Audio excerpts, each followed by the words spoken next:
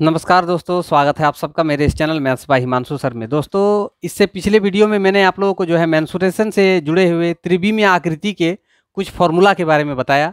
आज मैं आप लोगों को जो है घन तथा घनाभ से जुड़े हुए कुछ प्रश्नों के बारे में, जो क्वेश्चन आप लोगों के कॉम्पिटिटिव एग्जाम में यानी कि जैसे रेलवे के एग्ज़ाम में, एसएससी के एग्ज़ाम में पूछे जाते हैं, उन प्रश्नों के बारे में आज मैं जिक्र करूँगा। तो आप लोग ध्यानपूर्वक देखें और अंत तक देखें ताकि आप लोगों को समझ में आए कि इन प्रश्नों का हल किस प्रकार से किया जाता है।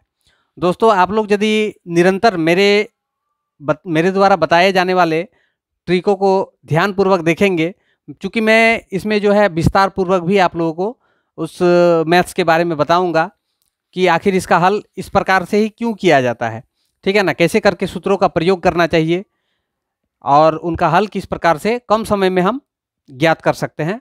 तो ध्यानपूर्वक आप लोग देखते रहें और अंत तक देखें ताकि आप लोगों को समझ में आए।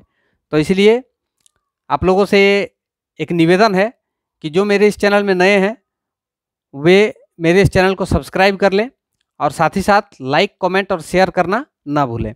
चलिए हम लोग बढ़ते हैं आज की वीडियो की ओर और देखते हैं मेंसुरेशन से घन तथा घनाभ के बारे में जो प्रश्न आप लोगों के कॉम्पिटिटिव एग्जाम में पूछे जाते हैं, उन प्रश्नों का हल आप किस प्रकार से कीजिएगा, उन्हीं के बारे में ये वीडियो है। तो आप लोग अंत तक जरूर देखें। चलिए स्टार्ट करते हैं आज का वीडियो।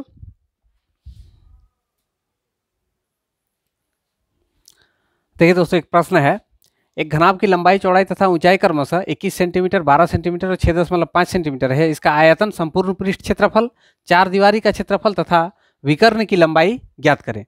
एक ही क्वेश्चन में जो है मैंने सभी को दर्शाने का जो है प्रयास कर रहा हूं। तो आप लोग ध्यानपूर्वक देखें। इस एक ही क्वेश्चन के माध्यम से घनाभ से जुड़े हुए जो भी प्रश्न आपको प्रतियोगिता परीक्षा में पूछे जाएंगे, एक ही प्रश्न के अंतर्गत मैं सभी का जो है उल्लेख कर रहा हूं और समझाने का प्रयत्न कर रहा हूं। तो आप लोग ध्यानपूर्वक देखें। यहाँ सबसे पहले बोला है आयतन। तो हम लोग आयतन निकालने के लिए कौन सा फॉर्मूला लगाएंगे? घनाभ का आयतन होता है आयतन लंबाई गुना चौड़ाई गुना ऊंचाई। लंबाई को L से सूचित किया जाता है, चौड़ाई को B से और ऊंचाई को H से। तीनों को हम लोग गुना कर देंगे तो इसका आयतन आ जाएगा। तो लंबाई इसका कितना दिया हुआ है 21, चौड़ाई कितना दिया हुआ है 12 और ऊंचाई कितना दिया है 6.5। ये तीनों को गुना करने से जो है इसका आंसर आ जाएगा। वो किस में आएगा? ये सभी मान जो चूंकि सेंटीमीटर में दिया हुआ है, तो इसका जब हम आयतन यानी कि वॉल्यूम जब ज्ञात करते हैं तो उसका मात्रक होता है घन इकाई, यानी कि जिस इकाई में मान दिया हो उसका क्यूब करके हमको इसका आयतन लिखना है। यानी कि यहाँ पे लिखा आएगा क्या? Centimetre cube. तो इसको हम लोगों को गुना करना है, 12 को, 21 को और 6.5 को, ठीक है।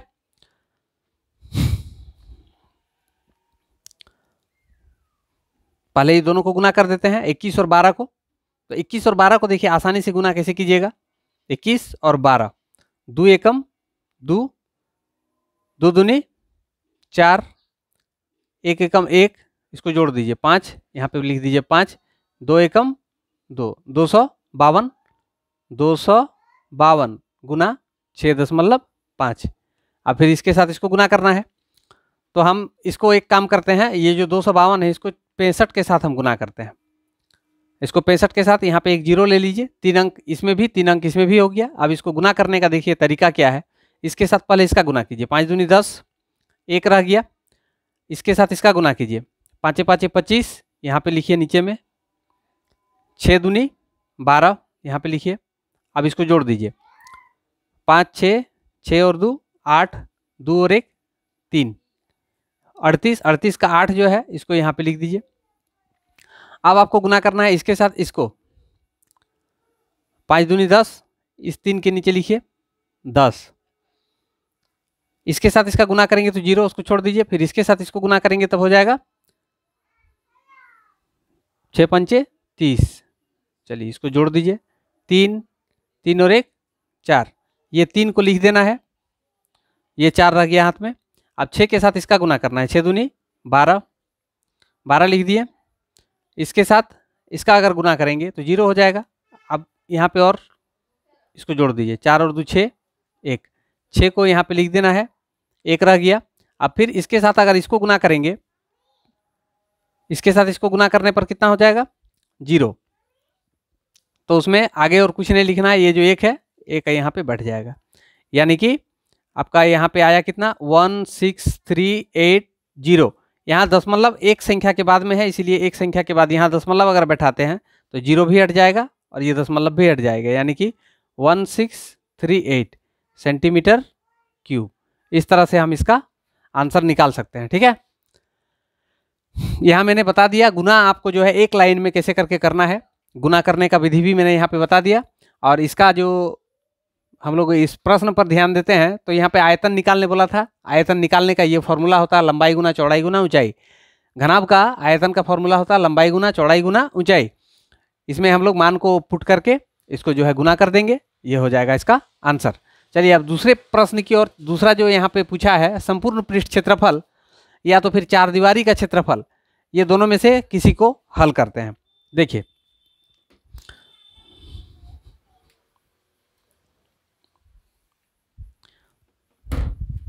इसका संपूर्ण पृष्ठ क्षेत्रफल जो होता है वो होता है संपूर्ण पृष्ठ क्षेत्रफल बराबर 2 इंटू लंबाई गुना चौड़ाई जोड़ चौड़ाई गुना ऊंचाई जोड़ ऊंचाई गुना लंबाई। ये होता है फॉर्मूला संपूर्ण पृष्ठ क्षेत्रफल का। एक घनाभ के लिए 2 इंटू लंबाई गुना चौड़ाई जोड़ चौड़ाई गुना ऊंचाई जोड़ ऊंचाई गुना लंबाई। इस फॉर्मूला में हम लोग सारा मान को जो है पुट कर देंगे, इसका आंसर आ जाएगा 2 इंटू लंबाई गुना चौड़ाई। लंबाई कितना है 21, चौड़ाई कितना है 12, यहाँ चौड़ाई कितना है 12, ऊंचाई कितना है 6.5, ऊंचाई कितना है 6.5 और लंबाई कितना है 21। इसको हम लोग को गुना कर करके सबको लिखना है और 2 के साथ लास्ट में इसको गुना कर देना है। ये आएगा सेंटीमीटर स्क्वायर में। चूंकि यहाँ पे क्षेत्रफल पूछा है, क्षेत्रफल जब भी हम लोग लिखते हैं तो वो वर्ग इकाई में लिखा जाता है, इसीलिए सेंटीमीटर स्क्वायर होगा। ठीक है, 12 और 21 का हम लोग गुना कर देते हैं। 12 और 21 का गुना करेंगे तो कितना प्राप्त होगा 2 एकम 2, 2 दूनी 4, 4 और 1 5, 2 एकम 2, 252। चलिए यहाँ पे लिखिए 252।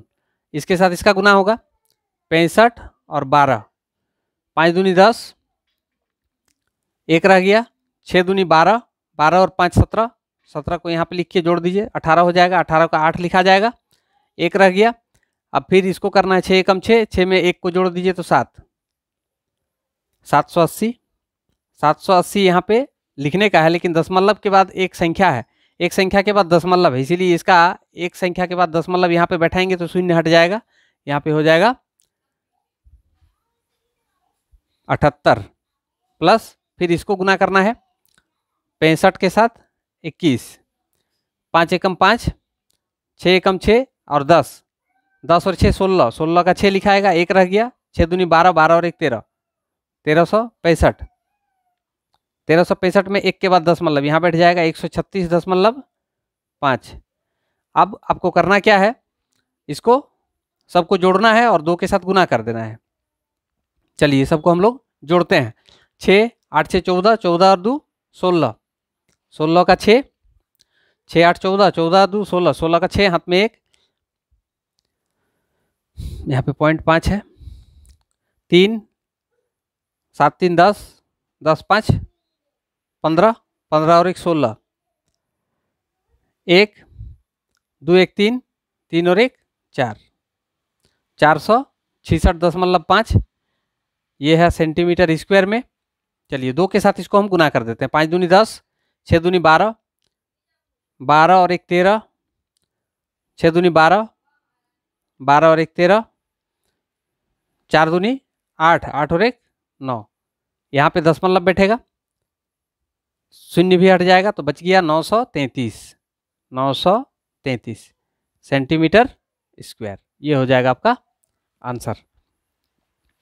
ठीक है, इस प्रकार से जो है आप इसका हल कर सकते हैं। चलिए अब हम लोग आगे बढ़ते हैं और देखते हैं इसका चार दीवारी का क्षेत्रफल क्या होता है।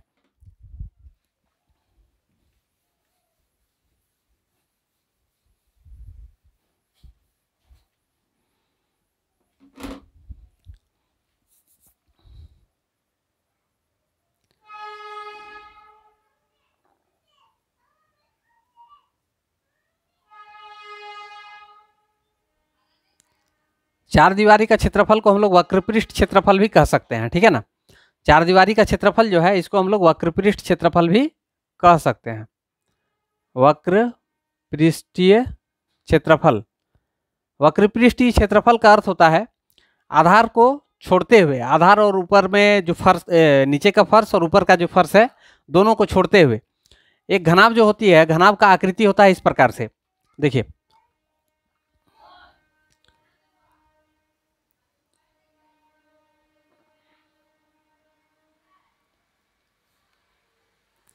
ये हो गया घनाभ। इस घनाभ में जो चारों तरफ का दीवाल है, ये वाला एक दीवाल, ये वाला एक दीवाल, और यहाँ पे एक दीवाल है, और इसका पीछे में एक दीवाल है, ठीक है। इसका ऊपर वाला भाग और नीचे वाला भाग दोनों को छोड़ दिया जाएगा। ये वाला जो भाग है इसको और ये वाला जो भाग है इसको, दोनों को छोड़ दिया जाएगा। तो बाकी चारों तरफ में दीवाल, जैसे कि एक कमरा है, एक घर का कमरा जो है उसका 4 को दीवाल होता है। चारों दीवालों का क्षेत्रफल केवल निकालने के लिए बोले तब उसको हम लोग बोलते हैं चार दीवारी का क्षेत्रफल या तो फिर वक्रपृष्ठ क्षेत्रफल। इसको निकालने के लिए हम लोग कौन सा सूत्र लगाते हैं? इसको निकालने के लिए हम लोग लगाएंगे 2 into L plus B into H. इस फॉर्मूला की मदद से जो है हम लोग चार दीवारी का क्षेत्रफल ज्ञात कर सकते हैं। चूंकि इसका बेस क्या है, इसका बेस जो है, इसका बेस एक आयत है। उस आयत का परिमाप क्या होता है? आयत का परिमाप होता है 2 इंटू लंबाई प्लस चौड़ाई। तो उसी को ऊंचाई के साथ गुना कर देने से जो है इसके चारों तरफ के दीवार का क्षेत्रफल हम लोग ज्ञात कर लेते हैं, ठीक है ना। तो इसीलिए इस फॉर्मूला की मदद से हम चार दीवारी का क्षेत्रफल इसमें ज्ञात कर सकते हैं। तो 2 इंटू इसका लंबाई कितना है 21, चौड़ाई कितना है 12, ऊंचाई कितना है 6.5। हम लोग क्या करते हैं, पहले इसको इसके साथ गुना कर देते हैं। 6 दूनी 12 और 1 13 हो जाएगा, गुना ये दोनों को जोड़ देते हैं। 2 1 3, 2 1 3, 33, 33 को 13 के साथ गुना करना है। 13 तिया 39, 39, 9, 9 3 12, 3 और 1 4, 429, 429 सेंटीमीटर स्क्वायर। क्षेत्रफल जब भी निकालने के लिए बोले तो क्षेत्रफल में क्या होता है, वर्ग इकाई में लिखा जाता है उसका मान। इसीलिए इसका आंसर जो है सेंटीमीटर स्क्वायर में होगा, ठीक है। चलिए आगे देखते हैं। आगे बोला है इसका विकर्ण क्या होगा। इसका विकर्ण मतलब क्या होगा, विकर्ण किस भाग को बोला जाता है, कहाँ से कहाँ तक की दूरी को बोला जाता है, ठीक है ना। उसके लिए हम लोग देख लेते हैं। एक ये मान लीजिए कि एक घर है। इस घर में इस क्वेश्चन को जो है आपको दूसरे तरह से भी पूछ सकता है कि एक कमरा है, उस कमरे की लंबाई चौड़ाई ऊंचाई आपको 3 को मान दिया हुआ रहेगा। कहेगा कि उस कमरे में अधिकतम लंबाई की बांस को, किस अधिकतम लंबाई की बांस को हम रख सकते हैं, या तो फिर बोलेगा कि उस कमरे में अधिकतम लंबाई की छड़ जो रखा जा सकता है उसकी लंबाई क्या होगा। तो इस तरह के जब भी प्रश्न आपको पूछेंगे उसमें आपको समझना है कि इसमें विकर्ण निकालने के लिए बोल रहा है। यानी कि देखिए यहाँ पे जो कोना दिख रहा है, यहाँ कोना से यहाँ कोना तक अधिकतम लंबाई होगा इसका, इस कोना से इस कोना तक, मतलब ऊपर का एक कोना से उसकी दूसरी तरफ वाला जो नीचे का कोना है वहां तक अधिकतम लंबाई की छड़ या बेम्बू जो है उसको रखा जा सकता है। तो इसकी लंबाई ज्ञात करने के लिए क्या करना होता है ना, हम लोग लिखते हैं विकर्ण की लंबाई बराबर √L² plus B² plus H²। ये तीनों का जो है वर्ग करके इसका हम लोग वर्गमूल निकाल देंगे, तब जाके उसका मान आएगा। तो इसमें अब सभी मान को हम लोग बैठा देते हैं। इसका मान हो गया 21, इसका मान हो गया 12 और इसका मान हो गया 6.5। 21 21 441, 12 12 144, ये हो जाएगा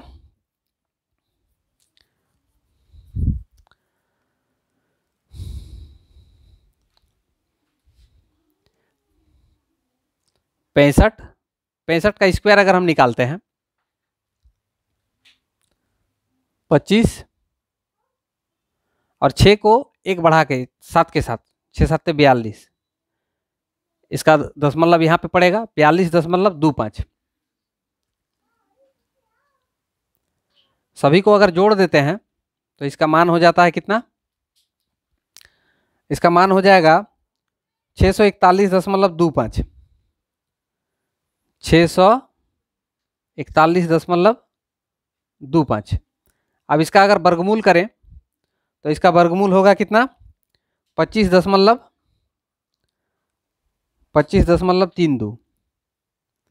25.32 ये होगा सेंटीमीटर में। ठीक है, इतनी लंबाई की बैम्बू जो है इस घर के अंदर रखा जा सकता है, यानी कि इसका विकर्ण का लंबाई कितना है, 25.32 सेंटीमीटर। ठीक है, इस प्रकार से देखिए मैंने जो है घनाभ से संबंधित जितने भी तरह के प्रश्न आपके प्रतियोगिता परीक्षा में पूछे जाते हैं सभी के बारे में मैंने जो है इस प्रश्न में जिक्र कर दिया है। तो आप लोग ध्यान पूर्वक जो है इसको देखिए और बार बार देखिए ताकि आपको समझ में आ जाए कि आखिर क्षेत्रमिति से जो है इस प्रकार के प्रश्न जब भी आपको पूछेंगे तो उसको हल करने में आपको कोई असुविधा ना हो। तो इसीलिए आप लोग मेरे साथ अंत तक बने रहें और देखें किस किस टाइप के प्रश्न होते हैं जो आपके प्रतियोगिता परीक्षा में पूछे जाते हैं घनाभ और घन से संबंधित। ठीक है ना, चलिए हम लोग और आगे बढ़ते हैं और देखते हैं किस किस प्रकार के प्रश्न हैं।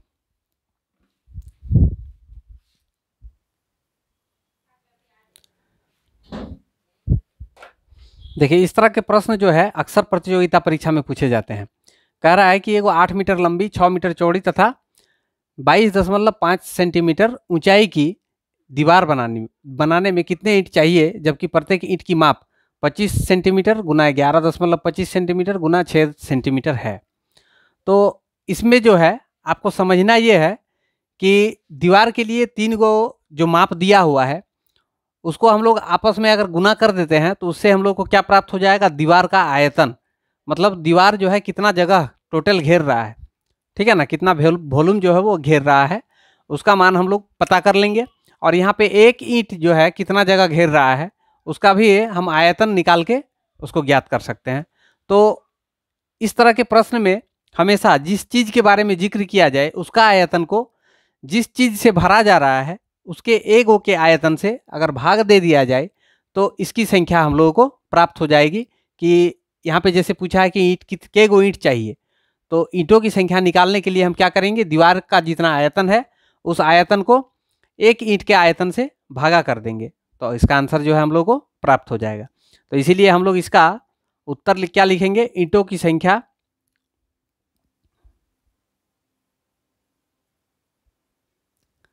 ईंटों की संख्या बराबर हो जाएगा 8 मीटर गुना 6 मीटर गुना 22.5 सेंटीमीटर बटे 25 सेंटीमीटर गुना 11.25 सेंटीमीटर गुना 6 सेंटीमीटर।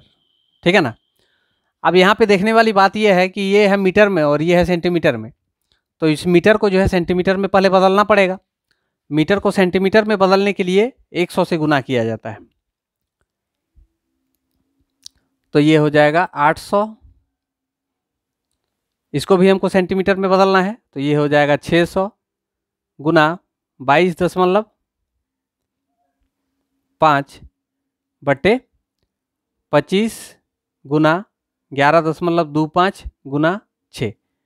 अब इसको हम लोग जो है कटा देंगे तो इसका आंसर आ जाएगा। कैसे,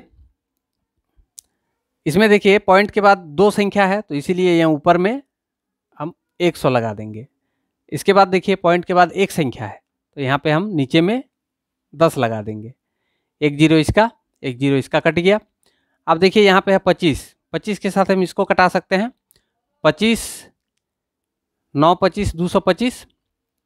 चलिए अब फिर यहाँ पे है 1125, 9 के साथ पहले 6 के साथ इसको कटा देते हैं तो ये हो जाएगा 100। ठीक है, अब 9 के साथ हम इसको काटते हैं। 9 एकम 9, 2 बच गया।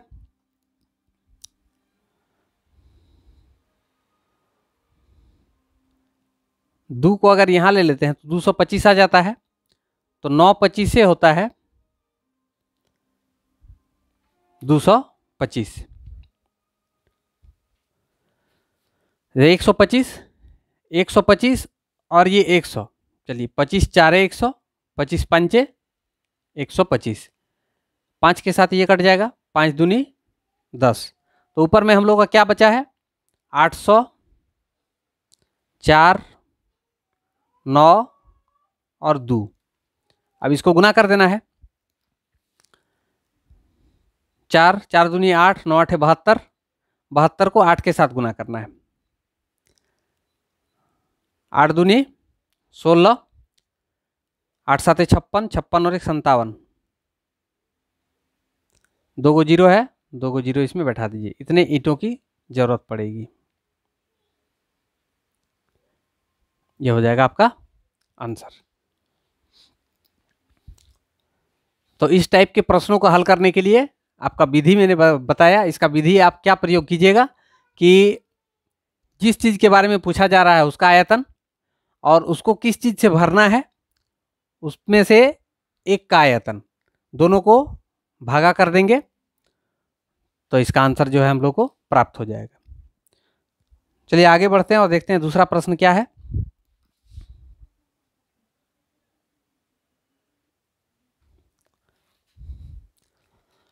दोस्तों आगे के वीडियो में इसके बाद वाले जो और प्रश्न हैं उसके बारे में मैं आगे के वीडियो में चर्चा करूंगा। तब तक के लिए आप लोग देखते रहें और सीखते रहें।